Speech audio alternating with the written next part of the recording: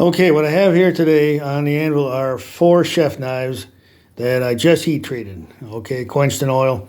They're all hard and they're ready to go in the oven. But what I wanted to show everybody was the difference between the sound of a hardened blade as opposed to a regular piece of steel. Okay, this has not been hardened.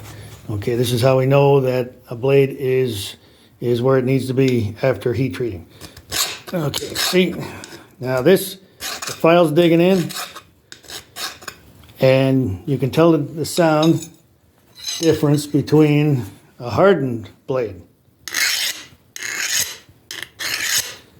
Okay, so now that file is not digging in, and it's skating right across the blade.